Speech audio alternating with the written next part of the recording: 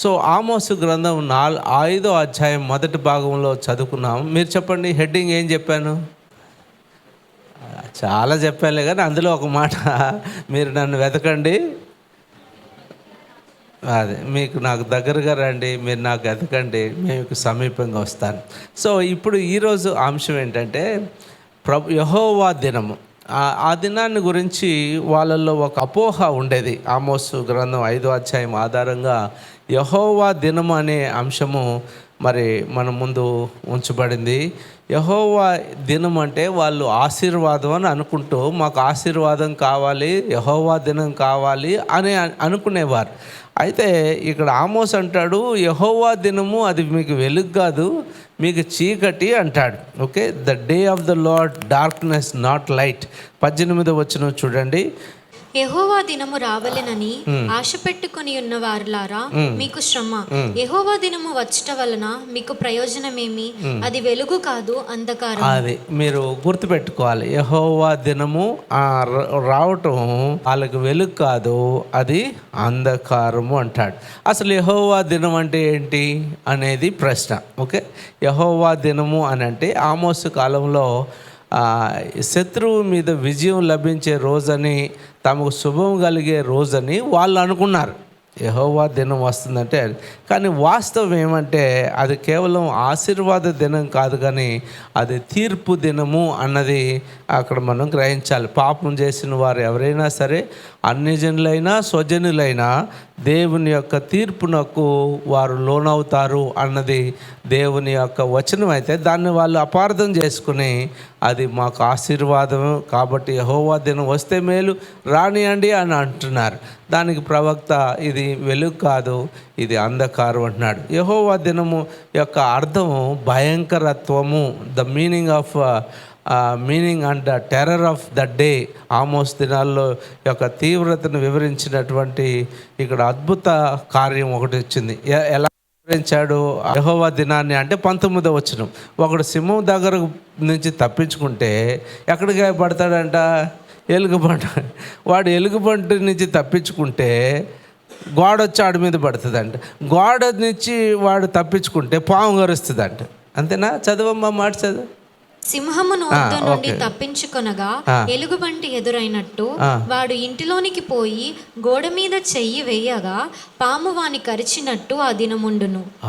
So అది ఎక్కడ ఇంకొక మాటలో చెప్పాలి అంటే, నువ్వు తప్పించుకోలేవు. దేవుని తీర్పు నుండి తప్పించుకోవటం అసాధ్యం. ఒక ప్రమాదం నుండి తప్పించుకున్న మరొక ప్రమాదం మరొక రూపంలో వారికి వస్తుంది అనేది మనము గమనించాలి. కొత్త నిబంధనలో దేవుడు మనల్ని హెచ్చరించాడు. యెహోవా దినము అంటే 3 మాటలు చదివి మళ్ళీ మనం ఆమోసు గ్రంథానికి వెళ్దాం. యెహోవా దినము, ప్రభు దినము అంటే కొత్త నిబంధనలు యేసు ప్రభు వారు చెప్పారు. 24వ అధ్యాయం 42వ వచనం మత్తయి సువార్త.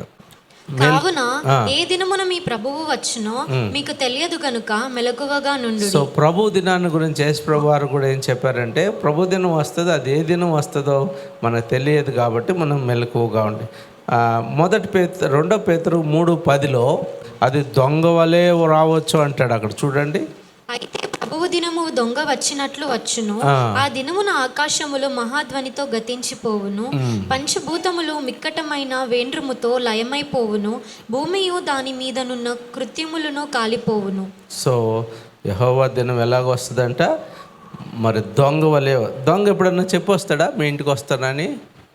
ఎప్పుడు రాడు. కాబట్టి దొంగ వలె ఆ ప్రభు వస్తుంది. అంటే మనం జాగ్రత్తగా ఉండాలి. ప్రభు దినం అయితే ఖచ్చితంగా వస్తుంది. అక్కడ అంటాడు, పంచభూతములు మిక్కటమైన వేండ్రముతో లయమైపోవును అని మనము చూస్తాం. కాబట్టి అది ఆ ప్రభు దినం వచ్చినప్పుడు అంత తీవ్రంగా వస్తుంది. ఇంకొక మాట కూడా దెస్సలోనీయులకు రాసిన పత్రికలో పౌలు గారు అంటాడు, ప్రభు దినం రాత్రి దొంగ వల్లే వచ్చును అన్నదాన్నే ఆయన అంటాడు, రాత్రి వేళ దొంగ ఎలాగ వచ్చును అలాగే ప్రభు దినం వచ్చునని మీకు బాగా తెలియను. 3వ వచనం, లోకులు నెమ్మదిగా ఉన్నది భయమేమీ లేదని చెప్పుకొరుచుండగా గర్భిణీ స్త్రీలు ప్రసవ వేదన వచ్చినట్లు వారికి అకస్మాత్తుగా నాశనం తటస్థించను గనుక వారు ఎంత మాత్రమును తప్పించుకొనలేరు. సో ఇది కేవలం చరిత్ర కాదు, భవిష్యత్తు వాస్తవం. ఓకే, ఇది చరిత్ర గురించి చెప్పట్లేదు, ఇది భవిష్యత్తు గురించి మనం చదువుతాం. మీరు ఆమోసు గ్రంథానికి వచ్చేయండి. చారిత్రక ఆధారాలు ఏంటంటే, ఆమోసు ఈ ప్రవచనం చెప్పినప్పుడు క్రీస్తు పూర్వం 760 ప్రాంతంలో ప్రకటించాడు. అప్పుడు ఇశ్రాయేలు దేశం ఆర్థికంగా చాలా బలంగా ఉంది, కానీ ఆత్మీయంగా దిగజారిపోయింది.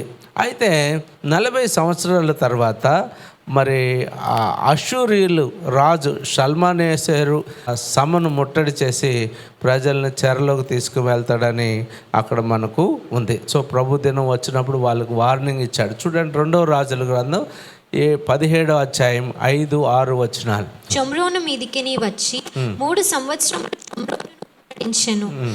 హోషేయ ఏలుబడిలో 9వ సంవత్సరమందు అష్షూరు రాజు షోమ్రోను పట్టణమును పట్టుకొని ఇశ్రాయేలు వారిని అష్షూరు దేశంలోనికి చెరగొనిపోయి గోజాను నది దగ్గరనున్న హాలహు హాబోరు అను స్థలములందును మాదీయుల పట్టణములలోను వారిని ఉంచెను. సో అక్కడ అష్షూరు దేశంలోనికి చెరగొనిపోయి అన్నమాట మనం చూస్తాం. సో ఆ ప్రభు దినం ఆ రోజు వస్తుందంటే వాళ్ళంత నిర్లక్ష్యంగా ఉన్నారు, కానీ కొన్ని సంవత్సరాల్లోనే అది జరిగినట్టుగా మనం చూస్తాం. కాబట్టి ఏ శేషము 18వ వచనంలో ఆయన అంటాడు, 17-18లో, కాబట్టి యెహోవా ఇశ్రాయేలీయులు వారి యందు బహు కోపగించి తన సముఖంలో నుండి వారిని వెళ్ళగొట్టిన గనుక యూదా గోత్రము గాక మరి ఏ గోత్రము శేషించి ఉండలేదు అని అంటాడు. అలాగే 23వ వచనం కూడా చూడండి. తన సేవకులైన ప్రవక్తల ద్వారా యెహోవా సెలవిచ్చిన మాట చొప్పున ఆయన ఇశ్రాయేలు వారిని తన సముఖంలో నుండి వెళ్ళగొట్టెను.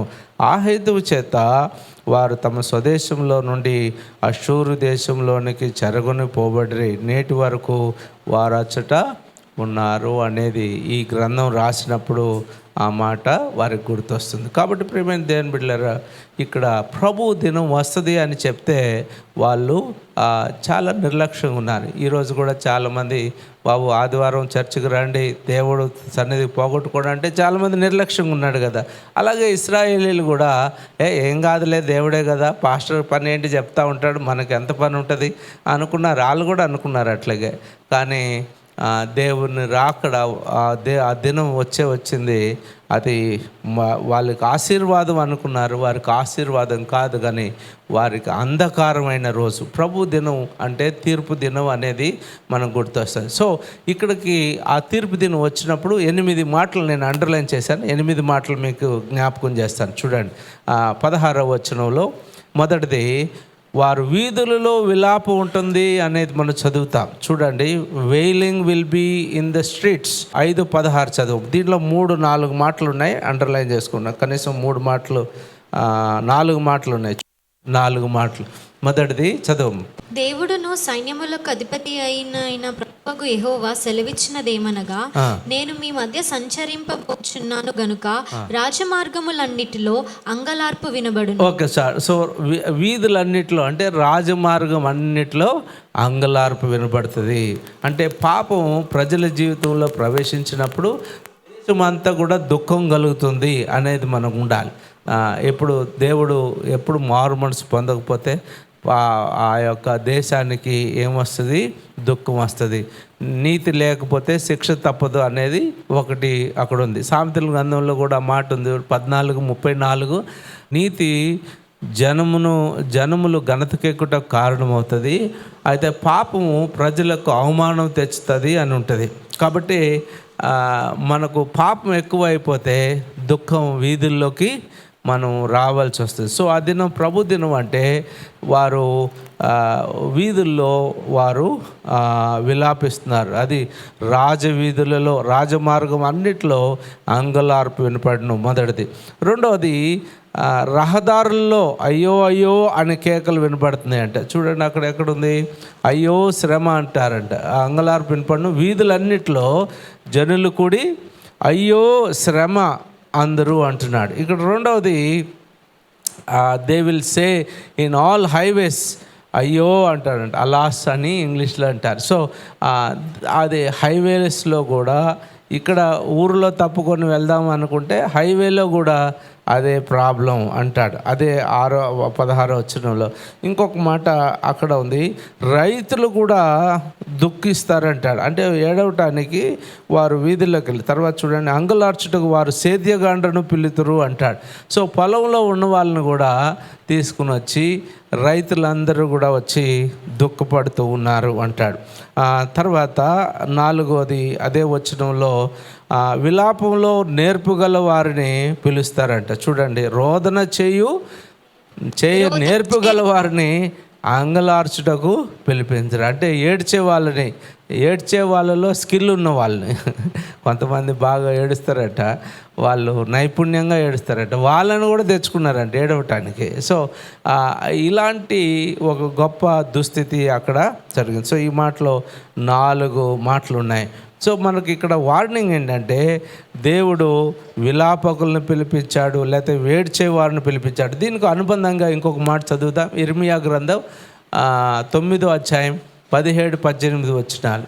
సైన్యములకు అధిపతియగు యెహోవా ఇలాగు సెలవిచ్చుచున్నాడు, ఆలోచింపుడి, రోదనము చేయు స్త్రీలను కనుగొనుడి, వారిని పిలువనంపుడి, తెలివిగల స్త్రీలను కనుగొనుడి, వారిని పిలువనంపుడి. మన కన్నులు కన్నీళ్లు విడిచినట్లుగాను, మన కనురెప్పల నుండి నీళ్లు ఒలుకున్నట్లుగాను వారు త్వరపడి మనకు రోదన ధ్వని చేయవలెను. సో వారు కొంతమంది స్పెషలిస్టులు, ఏడ్చేదానికి స్పెషలిస్టులు ఉన్నారు అనేది అక్కడ మనం చదువు. వాళ్ళని పిలిపించుకోండి, వాళ్ళని కూడా, అంటే బేసిక్లీ రోదన చేయండి. దేవుడు అంత రోదన ఆ ఊరిలో జరుగుతుంది అంటాడు. సో ఇది 4వ కారణం. 5వది, ద్రాక్ష తోటల్లో కూడా విలాపం ఉందంట. 17వ వచనం చూడండి. ద్రాక్ష తోటలన్నిటిలో రోదనము వినబడును. సో 17వ వచనంలో ఎక్కడ వినబడుతుందంట? ప్రభు దినం వచ్చినప్పుడు ద్రాక్ష తోటల్లో కూడా. ద్రాక్ష తోట దేనికి చిహ్నం అంటే ఆనందానికి చిహ్నం, కానీ అక్కడ విలాపం ఉంటుంది. శాపస్థలాలుగా మారిపోయినాయి. They symbol, even vineyard symbols of joy will be filled with wailing or sadness or crying. So ద్రాక్ష తోటలు ఇశ్రాయేలీల గుర్తని కూడా మనం చూస్తాం కదా. యెషయా గ్రంథం 5:7 చూడండి. ద్రాక్ష తోట దేనికి సాదృశ్యం? ఇశ్రాయేలీల యొక్క జనాంగానికి సాదృశ్యం. ఇశ్రాయేలు వంశము సైన్యములకు అధిపతియగు యెహోవా ద్రాక్ష తోట, యూదా మనుష్యులు ఆయనకి ఇష్టమైన వనము. సో ఇశ్రాయేలు వంశము సైన్యములకు అధిపతియగు యెహోవా ద్రాక్ష తోట. సో దేంతో సంబోధించాడు అని అంటే, ఇశ్రాయేలు ద్రాక్ష తోటతో ఆయన సంబోధించాడు. కాబట్టి ఇప్పుడు ఆనందానికి చిహ్నమైనటువంటి ఈ తోట ఇప్పుడు విలాపానికి గురవుతుంది. ఎందుకంటే చెప్పినప్పుడు వాళ్ళు వినలేదు, మారు మనసు పొందిన అవకాశం ఉన్నప్పుడు వారు పొందలేదు. ఇప్పుడు ఏముందంటే విలాపం అక్కడ ఉంది. ఇది 5వది. 6వది, ఇంకా ఆమోస్ అంటాడు, నేను మీ మధ్యగా దాటిపోతాను అంటాడు. అంటే అది ఇంగ్లీష్ బైబిల్లో బాగుంది, కానీ తెలుగు బైబిల్ అంత బాగలేదు. ఈ మాట భయంకరమైనటువంటిదిగా మనం చూస్తాం. ఐగుప్తులో దేవుడు తీర్పులో దాటిపోయినట్టుగా ఇక్కడ కూడా ఇశ్రాయేలీని ఆయన దాటిపోతున్నట్టుగా మనం చూస్తాం. కాబట్టి మనల్ని దాటిపోతున్నాడు అని అంటే తీర్పు ఇంటి వద్ద నుంచే ప్రారంభమవుతుంది అని అంటున్నాడు. ఆయన పక్షపాతి అయిన దేవుడు కాదు. ఆయన బిడ్డలైనా అన్యులైనా, స్వజనులైనా అన్యులైనా దేవుడు న్యాయవంతుడు.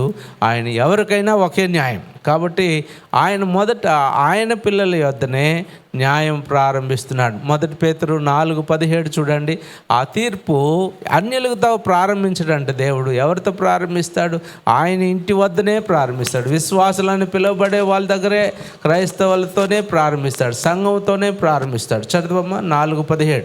తీర్పు దేవుని ఇంటి యొద్ద ఆరంభమగు కాలము వచ్చి ఉన్నది, అది మన యొద్దనే ఆరంభమైతే దేవుని సువార్తకు అవిధేయులైన వారి గతి ఏమవును? చూడండి ఎంత భయంకరంగా ఉంది. అది మన యొద్దనే ఆరంభమైతే దేవుడు సువార్తకు అవిధేయులైన వారి గతి. ఇప్పుడు మనకే ఆ ఛాన్స్ లేకపోతే అన్యుల పని ఏంటి అనేది అక్కడ చెప్తున్నాడు. కాబట్టి జాగ్రత్త సుమ. చాలా పర్యాయాలు వాక్యాలు విని ఈ చెవిలో విని ఆ చెవిలో వదిలేస్తున్నాం కదా. చాలా పర్యాయాలు మనం ఏదో ఒక జ్ఞానాన్ని పెంపొందించుకోవటానికి దేవుని వాక్యం వింటున్నాం, రాసుకుంటున్నాం, but we are not applying to our own life style. లేకపోతే మనం రూపాంతరం చెందిన జీవితాలు, మార్పు చెందిన జీవితాలు మనలో కనబడటం లేదు అని ఇక్కడ ఇశ్రాయేలీయుల గురించి అని అంటాడు. సో ఏడవది అక్కడ ఏడవ పాయింట్ ఏంటంటే యెహోవా దినము ఆశించు వారికి శాపమైంది అంటాడు. 18 చదువమ్మా, 5:18. యెహోవా దినము రావలెనని ఆశ పెట్టుకొని ఉన్న వారులారా మీకు శ్రమ. యెహోవా దినము వచ్చట వలన మీకు ప్రయోజనమేమి? అది వెలుగు కాదు, అంధకారము. చూడు, ఇక్కడ దేవుడు దినం రావాలి అని వేచి ఉంటున్న మీకు ఎందుకు రావాలనుకుంటున్నారు? ఇది మీకు ఆశీర్వాదం కాదు, ఇది మీకు నష్టమే. ఇక్కడ ఇశ్రాయేలీయుల వారు యెహోవా దినం తమకు విజయం తెస్తుందని అనుకున్నారు, కానీ అది చీకటి దినమని ప్రవక్త వారికి హెచ్చరిస్తూ ఉన్నారు. చాలా పర్యాయాలు దేవుని సన్నిధిలో మనం ఎంత నిర్లక్ష్యంగా వస్తాం. అది ఆశీర్వాదం కాదు, అది మనకు చీకటి, అది మనకు శాపమని మనం గ్రహించాలి. యెహోవా సన్నిధిలో ఆయన పనులు చేస్తేనే ఆయన శాపగ్రస్తుడు చేస్తే, ఆయన సన్నిధానంలో మనం కేర్లెస్గా కూర్చుంటే ఇంకా లేదా కేర్లెస్గా బిహేవ్ చేస్తే, కేర్లెస్గా ప్రవర్తించవలసినంతగా ప్రవర్తించకపోతే అది మనకు మంచి రోజు కాదు. అది ప్రభు దినం అంటే అది ఉగ్రత దినం, తీర్పు దినం అనేది మనం గమనించాలి. పశ్చాత్తాపం లేకుండా ఉజ్జీవం రాదు కదా. పశ్చాత్తాపం లేకుండా ఉజ్జీవం రాదు. పరిశుద్ధత లేకుండా క్రీస్తు రాకడని ఆశించకూడదు కదా. మనం క్రీస్తుతో కూడా ఉంటామని కూడా పరలోకం అంట ఫుల్ ఆఫ్ సర్ప్రైజెస్. ఎందుకంటే ఎవరు వెళ్తామని అనుకుంటాం వాళ్ళు వెళ్ళరంట, ఎవరు వెళ్ళరు అనుకుంటాం వాళ్ళు వెళ్తారంట. అర్థమైందా? Full of surprises. Heaven will be full of surprises.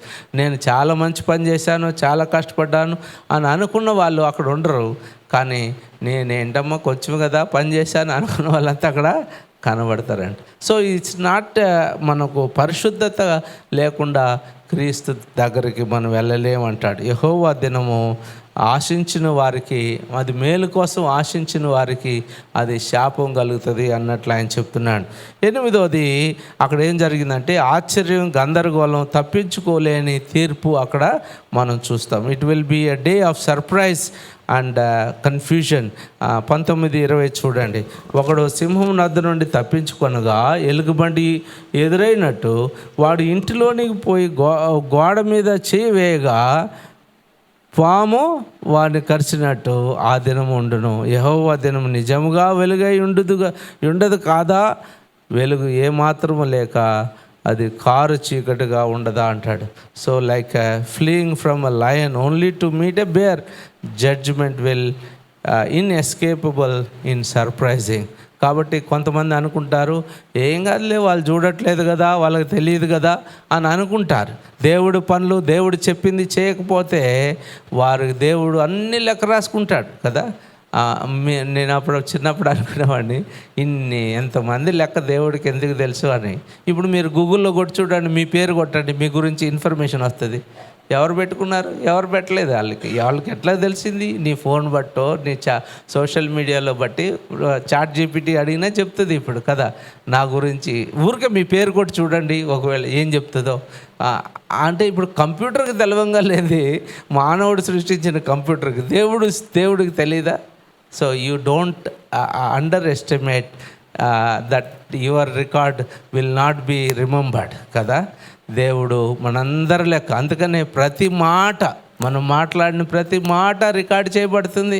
నువ్వు ఆలోచించే ప్రతి విధానం కూడా దేవుడు నేను జడుతాడు అన్నది మనము గుర్తుపెట్టుకోవాలి. సో ఆ దినం ఎలా ఉంటుందంట? ఆశ్చర్యం. సో ఈరోజు మనం వర్తింపజేసుకుంటే ఆ దినం ఆమోస్ దినాల కాలంలో ఈ ప్రవచనం కొంతవరకు నెరవేరింది, కానీ ఇంకా పూర్తిగా నెరవేరలే. సో కొంతవరకు యెహోవా దినం నెరవేరింది, కానీ ఇంకా మన సమాజంలో ఇక్కడ నీతి లేదు, మతపరమైన కపటత్వం ఎక్కువగా ఉంది, సామాజిక అన్యాయం ఎక్కువగా ఉంది, దేవుని వాక్యాన్ని నిరాకరించడం ఎక్కువగా ఉంది. ఇక్కడ దేవుడు ఆమోసు 3 ఆహ్వానాలు చెప్తున్నాడు వాళ్ళకి. అమ్మా మీరు ఇలాగంటివి చేయకండి. 3 ఆహ్వానాలు చూడండి. 5వ అధ్యాయం 4వ వచనంలో నన్ను వెతకండి మీరు బ్రతుకుతారంటాడు. ఓకే, యెహోవా దినం వస్తుంది, ఉగ్రత దినం, తీర్పు దినం వస్తుంది, మీరు నన్ను వెతకండి మీరు బ్రతుకుతారంటాడు. 14వ వచనంలో మంచి మంచిని వెతకండి అంటాడు. 14, 14, 24 బాగా రైమింగ్ వర్డ్స్ లాగా ఉన్నాయి. మీరు చూడండి, 14 చదువుదాం ఇప్పుడు. మీరు బ్రతుకున్నట్లు కీడు విడిచి మేలు వెదకుడి. మీరు కీడు విడిచి, మీరు బ్రతకాలంటే రెండోది ఏం చేయాలి? కీడు విడిచి మేలు వెతకండి. మూడోది 24 అంటాడు, న్యాయము జలముల వలె ప్రవహించును. చదువు 24 కూడా చదువు. నీళ్లు పారినట్లుగా న్యాయము జరగనీయుడి, గొప్ప ప్రవాహము వలె నీతిని ప్రవహింపనీయుడి. సో నువ్వు 4, 14, 24 ఆ అధ్యాయంలో కీ మాటలు. 4వ వచనం, 14వ వచనం, 24వ వచనం. వెదకండి, మీరు బ్రతుకుతారు. మీరు కీడును ద్వేషించండి, మంచిని వెంబడించండి. న్యాయము ఆ జలముల వలె ప్రవహింపనేడు అంటాడు. యెహోవా ఎవరికి ఆశీర్వాదము? దేవుని దినం అంటే ఎవరికి ఆశీర్వాదం అంటే పశ్చాత్తాపం చేసిన వారికి, రక్షణ పొందిన వారికి ప్రభు దినం ఆశీర్వాదం. ఓకే, ఎందుకంటే ఆ రోజున వాళ్ళు ప్రభుతో కూడా ఉంటారు. పాపములో నిలిచిన వారికి అది తీర్పు దినం. ఓకే, ప్రభువుని రక్షణ పొందిన వారికి మరి అది సంతోషకరమైన దినం. కానీ పాపములో జీవించిన వారికి, మారు మనసు పొందకుండా ఉన్నవారికి అది తీర్పు దినముగా మనం చూస్తాం. అఫ్కోర్స్ అప్పటికే విశ్వాసులు ఉండరు అనుకోండి, వాళ్ళు అక్కడికి వెళ్ళిపోతారు, దేవునితో కూడా ఉంటారు. కానీ ప్రభు దినం గురించి మనం చదువు. మలాకి 4:2 కూడా చదవండి. అయితే నా నామముందు భయభక్తులు గలవారగు మీకు నీతి సూర్యుడు ఉదయించును, అతని రెక్కలు ఆరోగ్యము కలుగజేయును గనుక మీరు బయలుదేరి క్రొవ్విన దూడను గంతులు వేయినట్లు గంతులు వేయుదురు అంటాడు. This is for believers.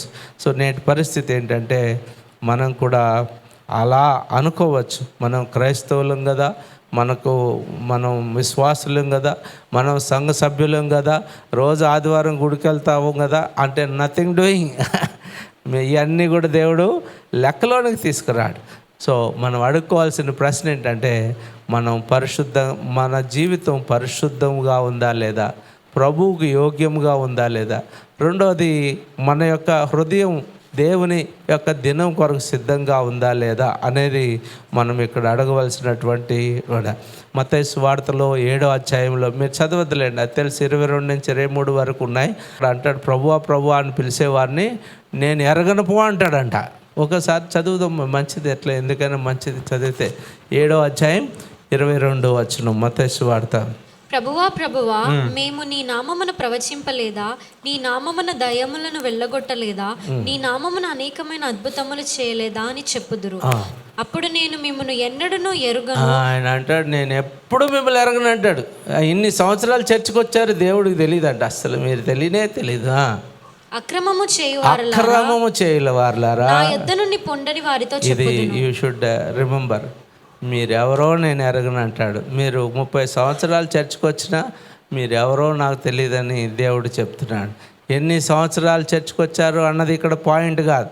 ఎన్ని సంవత్సరాలు మనం దేవునిలో ఉన్నాము, క్రైస్తవులుగా పిలువబడ్డాం అన్నది పాయింట్ కాదు.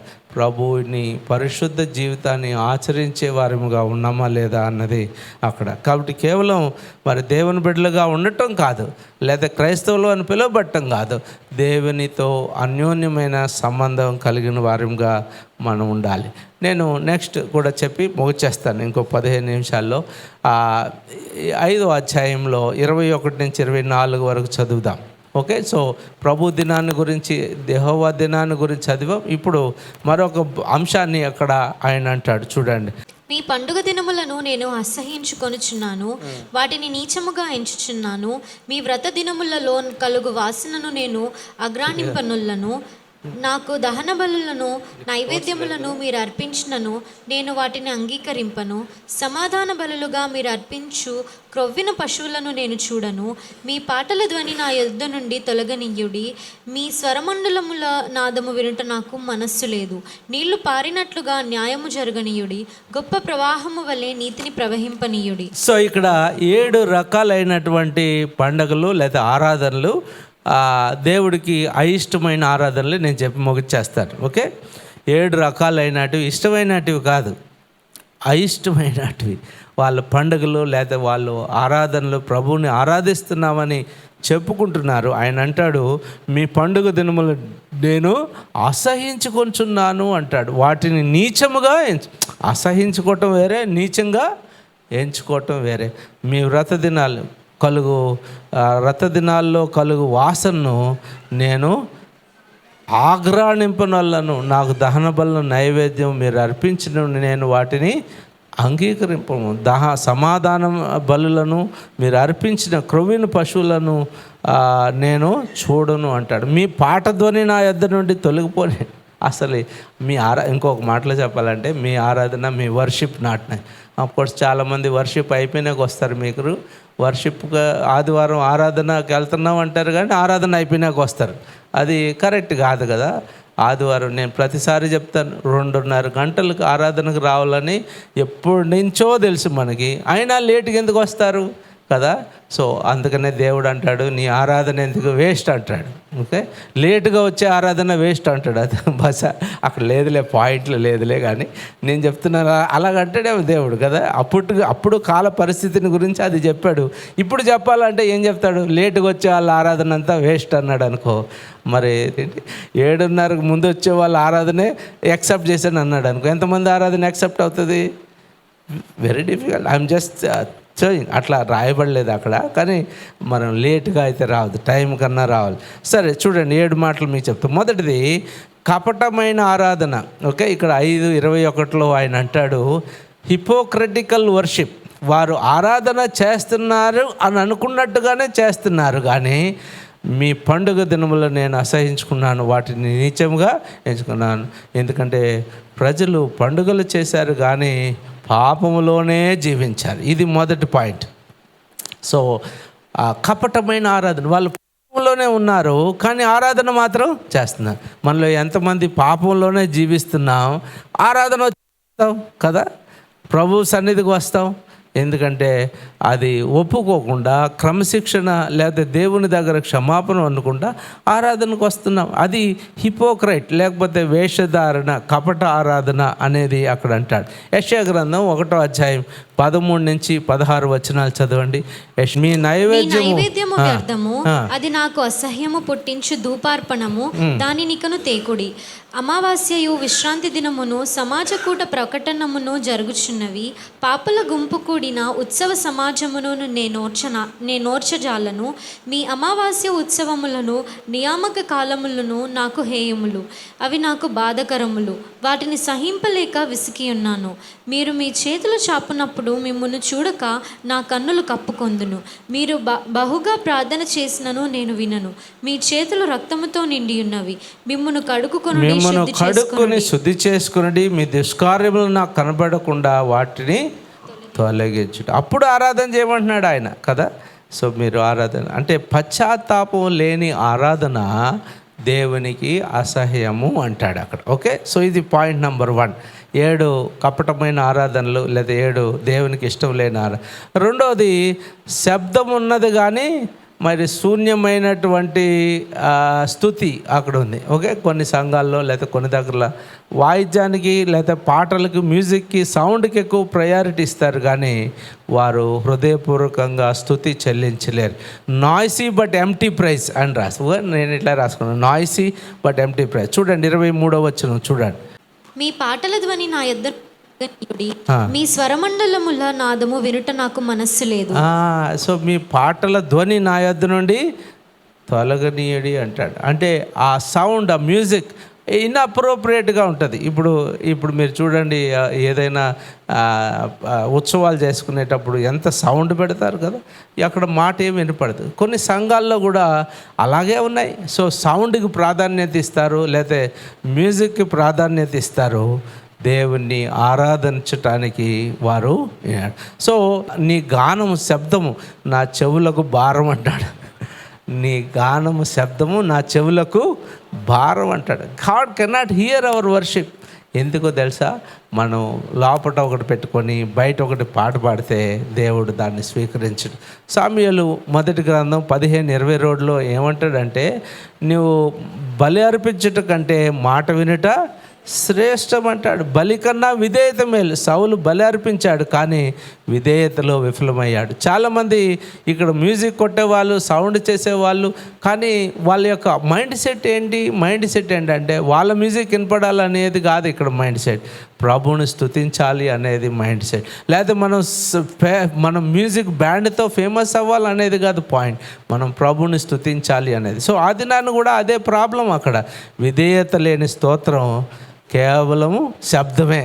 విధేయత, praise without obedience is merely noisy, okay, merely noise. So there is nothing that is out of that. So మొదటిది హిపోక్రసీ అంటే వేషధారణ, రెండవది స్తుతి లేని శబ్దం లేదా స్తుతి లేని పాటలు, మరి స్తుతి లేని వాయిద్యాలు, మూడవది నీతి లేని కానుకలు, ఓకే, నీతి లేని కానుకలు, ఆఫరింగ్ వితౌట్ జస్టిస్.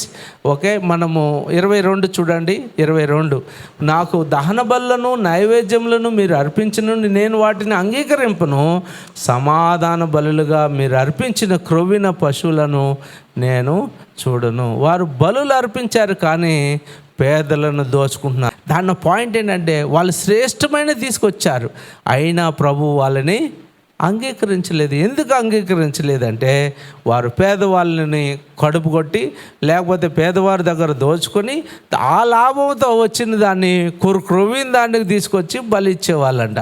దేవుడు అన్నాడు ఆ యొక్క అర్పణ, ఆ కానుక నాకు వేస్ట్ అన్నాడు. క్రైస్తవులు కూడా అలాగే ఉన్నారు కదా, దోచుకుని అక్రమంగా సంపాదించిన దాన్ని దేవుడికి ఇచ్చి మనం కట్టలు ఇచ్చినాం అనుకోండి, లేకపోతే మనం గొప్పగా డబ్బులు ఇచ్చినా కూడా అన్యాయం వేరే వాళ్ళని నోరు కొట్టిస్తే దేవుడికి అది అసహ్యము అంటున్నాడు.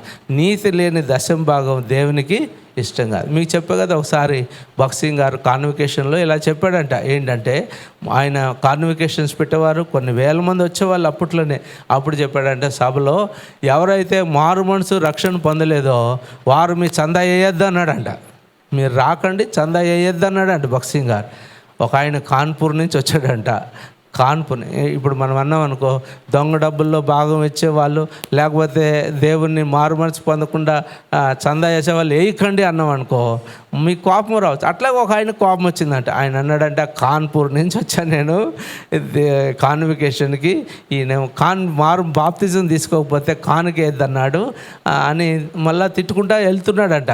వెళ్తూ ఉంటే అప్పుడు ప్రభు ఆయన్ని దర్శించాడంట. తర్వాత ఆయన ప్రభువుని నమ్ముకొని చాలా పాటలు రాశాడు, అది వేరే సంగతి. కానీ భక్సింగ్ గారు ఎంత స్ట్రిక్ట్ చూడండి, మారు మనసు పొందిపోతే మీ డబ్బులు కూడా వద్దు. దేవుడు మీ డబ్బుల మీద బతకట్లేదు. Tithe without righteousness do not please God. So నీతి లేని దశమ భాగం దేవుడికి ఇష్టం లేదు. మీకా గ్రంథం 6:8 మనుష్యుడా, ఏది ఉత్తమమో అది నీకు తెలియజేయబడి ఉన్నది. న్యాయముగా నడుచుకొనుటయు, కనికరమును ప్రేమించుటయు, దీన మనస్సు కలిగి నీ దేవుని ఎదుట ప్రవర్తించుటయు, ఇంతే కదా యెహోవా నిన్ను అడుగుచున్నాడు. సో నీతి లేని కానుక మనకు దేవుడికి వద్దంటాడు. బానిస వ్యవస్థ కాలంలో కొందరు చర్చికి వచ్చేవారు కానీ అన్యాయంగా జీవించేవారు.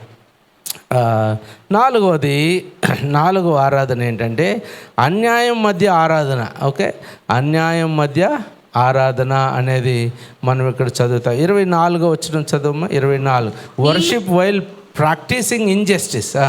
నీళ్లు పారినట్లుగా న్యాయము జరగనీయుడి, గొప్ప ప్రవాహము వల్లే నీతిని ప్రవహింపనీయుడి. సో నీతిని ప్రవహింపజేయకుండా వారు ఏం చేసేవాళ్ళు, అన్యాయంగా జీవిస్తూ ఆరాధన చేసేవారు.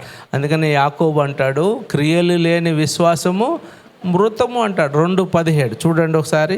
క్రియలు లేని విశ్వాసం, నువ్వేదో మంచి చేస్తున్నట్టుగా నువ్వు దశమ భాగం ఇచ్చావు, కానుకలు ఇచ్చావు, ఆరాధనకు వచ్చావు, కానీ నీ క్రియలు బాగలేకపోతే అది వృధాగానే ఉంటుంది అంటాడు.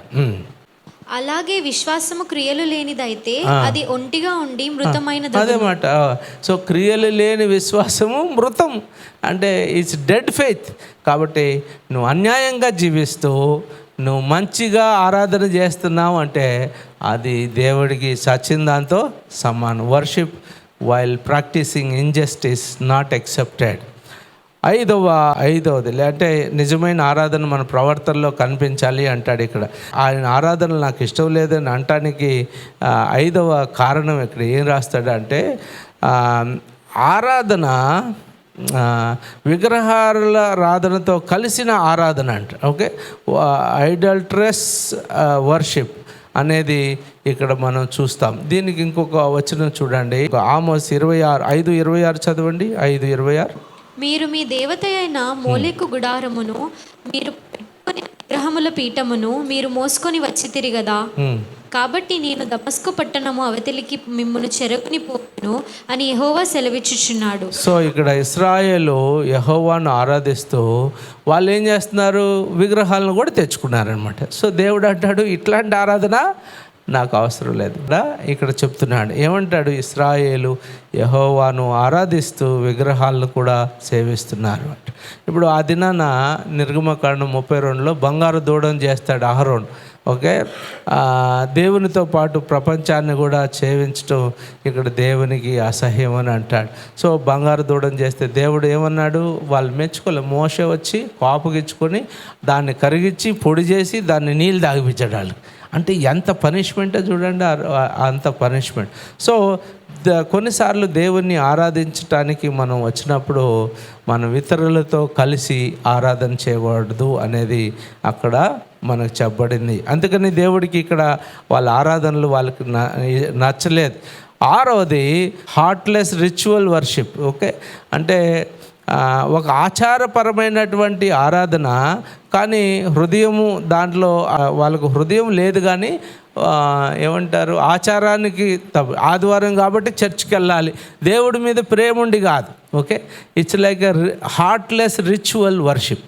హృదయం లేదు కానీ మరి వారు ఆరాధన చేస్తున్నారు. అంటే మీకు అర్థమైంది కదా, మనకు మనసు లేకుండా ఉన్నా కూడా ఆచారం కాబట్టి చర్చికి వెళ్ళాలి అనేది దేవుడికి ఇష్టం లేదు. ఇక్కడ ఆ దినాన యేసుప్రభు వారు వాళ్ళతో చెప్పాడు, వాళ్ళు శాస్త్రులు పరిసయ్యులు కూడా ఇలాగే ఉంటే ఆయన అన్నాడు, ప్రజలు నన్ను పెదవులతో ఆరాధిస్తున్నారు కానీ మీ హృదయాలు నాకు ఎంతో దూరం అన్నాడు. అది అక్కడ వచనం ఒకసారి చదవండి, మత్తయి సువార్త 15:8. వేషధారులారా, ఈ ప్రజలు తమ పెదవులతో నన్ను గణపరచుదురు గాని వారి హృదయము నాకు దూరముగా ఉన్నది. అది అక్కడ పాయింట్. చాలామంది ఆచారంగా వాళ్ళు వస్తున్నారు కానీ వారి హృదయాలు చాలా దూరంగా ఉన్నాయి. ఇది 6వ పాయింట్. 7వ పాయింట్ ఏంటంటే పశ్చాత్తాపం లేని ఆరాధన.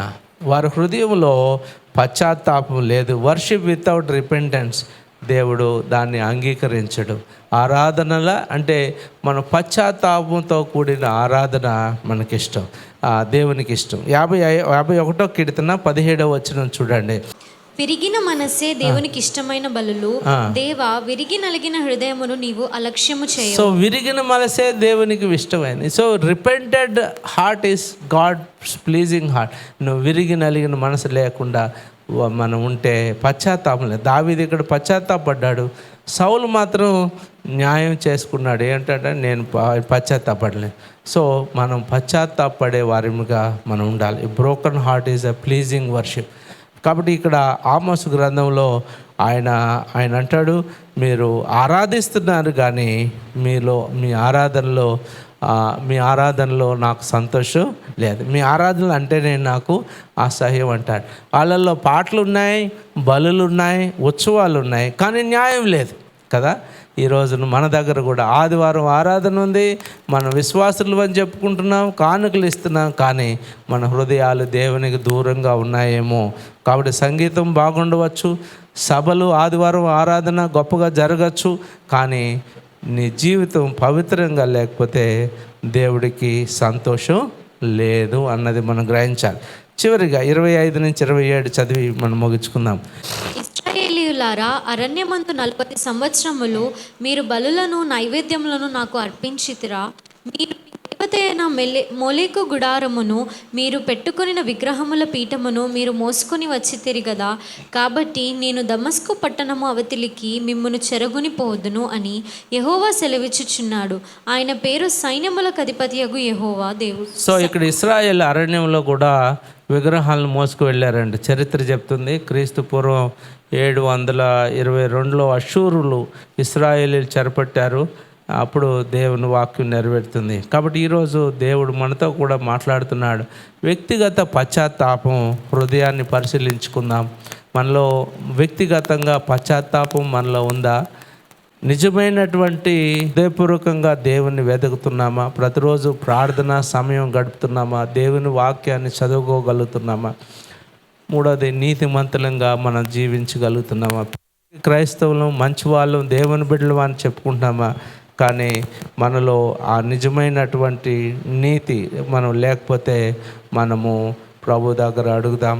ప్రభా, మరి ఈ దినం ఆమోస్ ద్వారా ఆ దినాన్ని ఎన్నో సంవత్సరాల క్రితం మీరు మాట్లాడిన మాటలు ఈరోజు నాకు నైనా మరి మాట్లాడుతుంది. కాబట్టి ఈరోజు నాతో సూటిగా మాట్లాడినందుకు మీకు స్తోత్రాలయ్యా. నా పాపాలు ఒప్పుకుంటున్నా, నా అవిధేయతలు ఒప్పుకుంటున్నా. ప్రభు యొక్క శరీరాన్ని సాదృశ్యమైన రొట్టె ద్రాక్ష రసంలో మనం పాల్పంపులు పొందుతుండగా ప్రభువుని అడుగుదాం. ఏది మనకు ఉన్నది? యెహోవా దినం ఉంది, మీరు జాగ్రత్త. ఒకవేళ మారు మనసు పొందకపోతే, మన చెడు కార్యాలు మనం విడిచిపెట్టి సరి చేసుకోకపోతే అది మనకు సంతోషం కాదు, అది అంధకారం అవుతుంది. అందుకనే మనకు దీపం ఉండగానే ఇల్లు చక్కబెట్టుకోమని దేవుని వాక్యం చెప్తుండే. అవకాశం ఉండగానే దేవుని వాక్యాన్ని మనం చేసుకుందాం. కాసేపు ఆలోచించండి. యుద్ధం వస్తుందని దుబాయ్లో ఎవరన్నా తెలుసా అండి? చాలామంది పిల్లలు చనిపోయారు. ఎవరికన్నా తెలుసా యుద్ధం వస్తుందని? తెలియదు, వాళ్ళు చచ్చిపోయారు. బస్ వాళ్ళు అనుకున్నారనుకో, రేపు మారు మనసు పొందాం, వచ్చే నెల మారు మనసు పొందాం అంటే వాళ్ళకి అవకాశం లేదు. దేవుడు ఈరోజు నేడనే సమయం ఉండగానే మన హృదయాలు దేవునికి సమర్పించుకోకపోతే మనం సమర్పించుకుందాం, మనం సరి చేసుకుందాం. విశ్వాసులు అని చెప్పుకున్నంత మాత్రాన పరలోకం బాం, విశ్వాసులు అని చెప్పుకున్నంత మాత్రాన దేవునికి సంతోషం లేదు. అలాగే మన ఆరాధనలు వ్యర్థమైనట్టుగా ఉన్నాయా? దేవునికి ఇష్టమైనట్టుగా ఉన్నాయా? విరిగి నలిగిన హృదయం దేవునికి ఇష్టం. మనం ఆచారంగా, లేకపోతే ఏదో పబ్లిసిటీ కోసం, లేకపోతే మనం ఏదో ప్రభు దగ్గరకు వచ్చి ఆరాధన చేస్తే దేవుడికి ఇష్టం లేదని చెప్తున్నాడు. ఇది నాన్న ప్రభు దగ్గరకు వద్దామా? ప్రార్థన చేద్దాం. Shall we bow down.